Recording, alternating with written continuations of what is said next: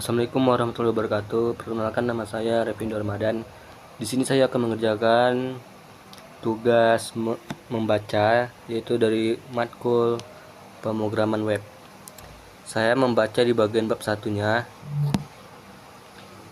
Untuk judulnya ada Web Architecture and the Protocol Jungle.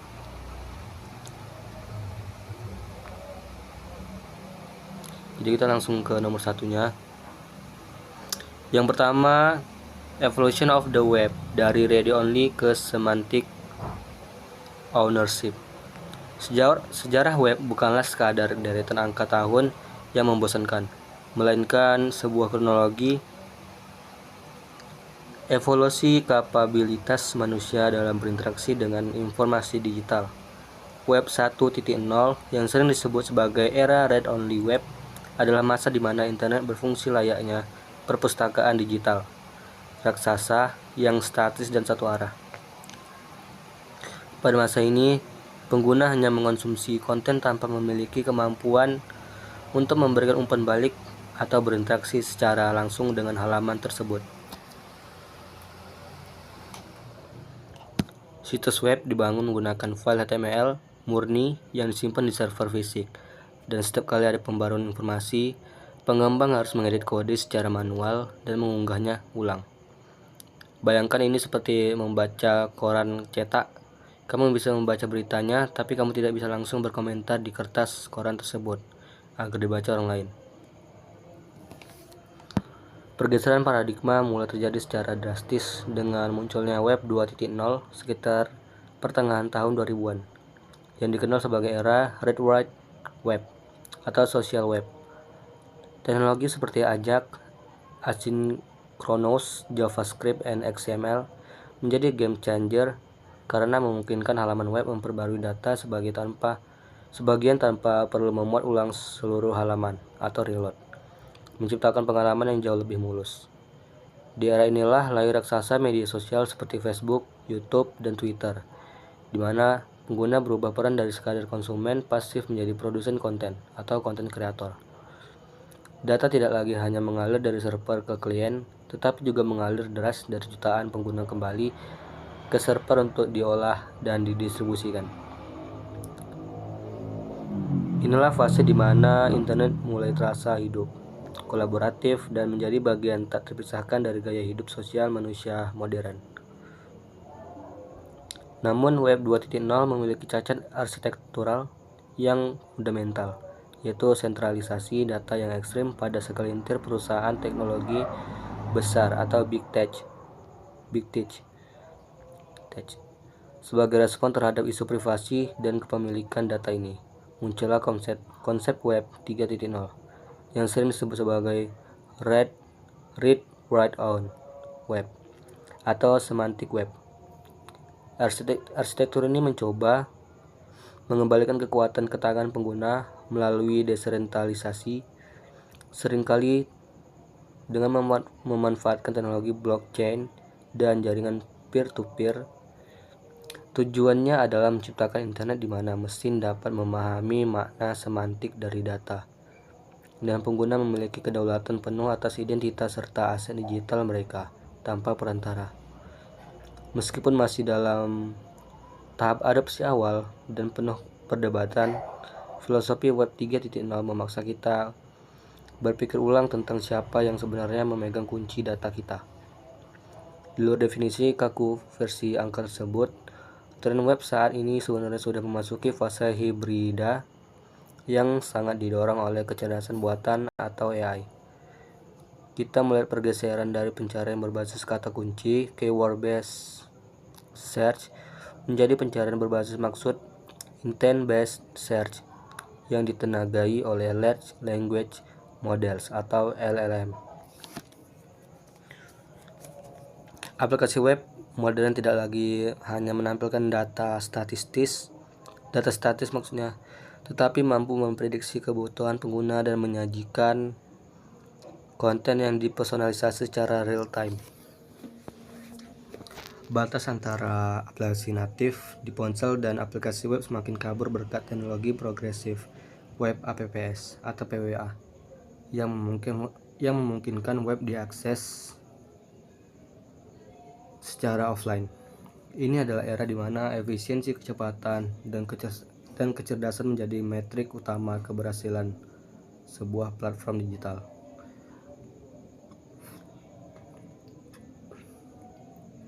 Penting bagi seorang web arsitek untuk memahami bahwa setiap transisi versi web ini selalu didorong oleh kebutuhan akan skalabilitas dan interaktivitas yang lebih tinggi.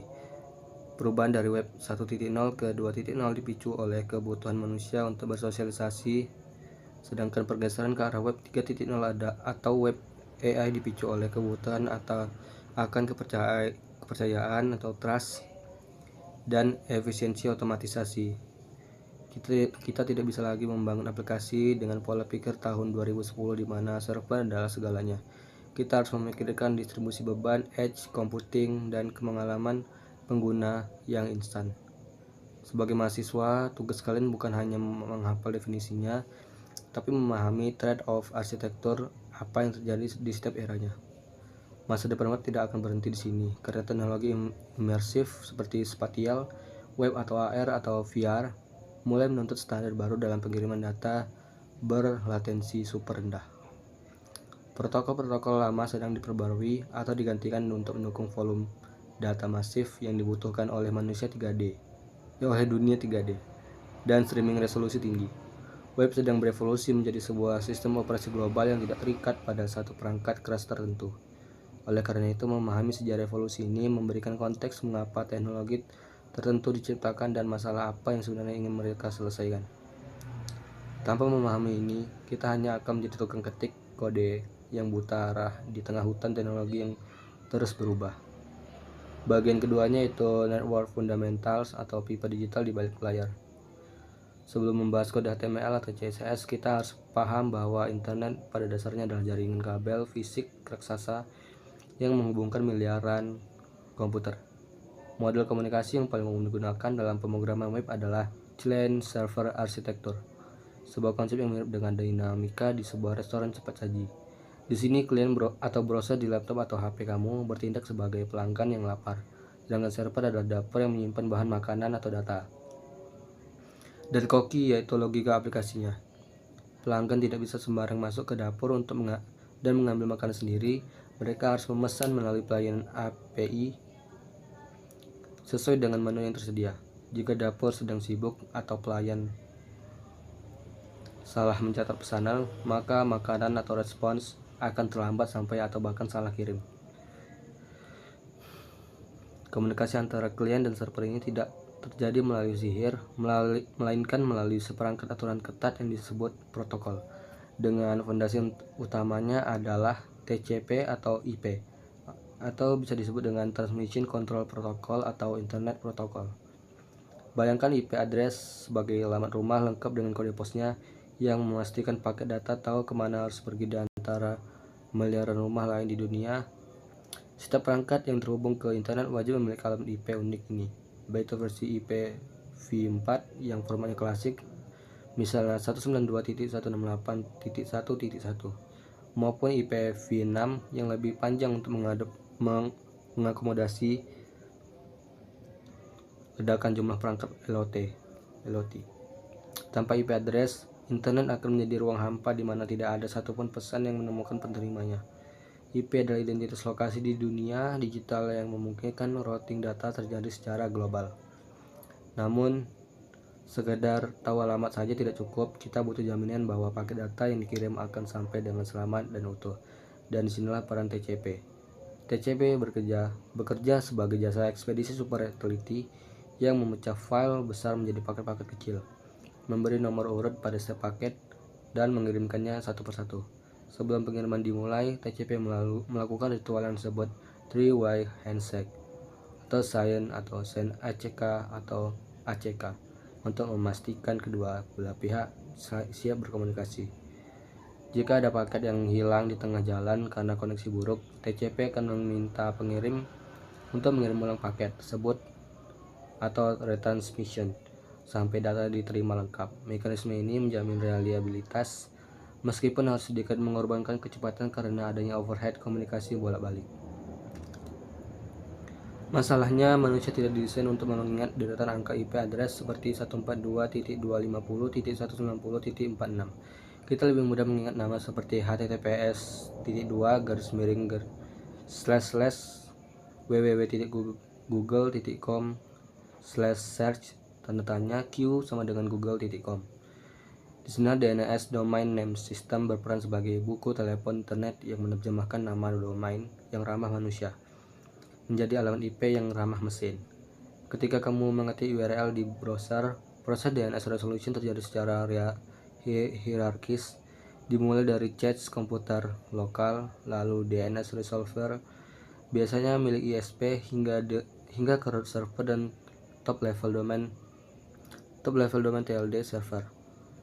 Proses ini berlangsung dalam hitungan milidetik, namun tanpanya kita harus mencatat alamat IP setiap website di buku catatan fisik. DNS adalah lapisan abstraksi vital yang membuat internet dapat digunakan atau usable oleh masyarakat umum. Dalam arsitektur modern, pemahaman tentang jaringan ini sangat krusial karena seringkali masalah performa aplikasi bukan disebabkan oleh kode yang buruk, tapi oleh latensi jaringan. Konsep seperti CDN atau Content Delivery Network diciptakan justru untuk mendekatkan data ke pengguna dan meminimalkan jarak fisik yang harus ditempuh oleh paket data. Latensi waktu yang dibutuhkan data untuk pergi ke titik A ke titik B dibatasi oleh kecepatan cahaya dalam serat optik yang merupakan hukum fisika yang tidak bisa dilanggar. Oleh karena itu, seorang engineer yang baik harus selalu memikirkan cara mengurangi jumlah perjalanan data atau round trips antara klien dan server. Semakin sedikit perjalanan yang dibutuhkan, semakin cepat aplikasi terasa di tangan pengguna. Terakhir, penting untuk menyadari bahwa jaringan internet adalah lingkungan yang tidak bisa dipercaya atau untrusted environment, dan penuh dengan potensi kegagalan. Kabel bisa putus, router bisa overload, dan paket data bisa diajak di tengah jalan oleh pihak tidak bertanggung jawab. Oleh karena itu, protokol jaringan terus berevolusi untuk menyertakan fitur keamanan dan pengecekan integritas data secara bawaan. Memahami fundamental jaringan berarti memahami bahwa reliable network adalah sebuah mitos, dan tugas kita lah membangun aplikasi yang tangguh, resilient di atas infrastruktur yang rapuh ini. Aplikasi yang hebat bukan hanya aplikasi yang berjalan lancar saat internet cepat, tapi aplikasi yang tetap memberikan feedback yang baik saat koneksi pengguna sedang lemot atau putus nyambung. Cukup sekian dari tugas membaca saya. Saya akhiri. Assalamualaikum warahmatullahi wabarakatuh.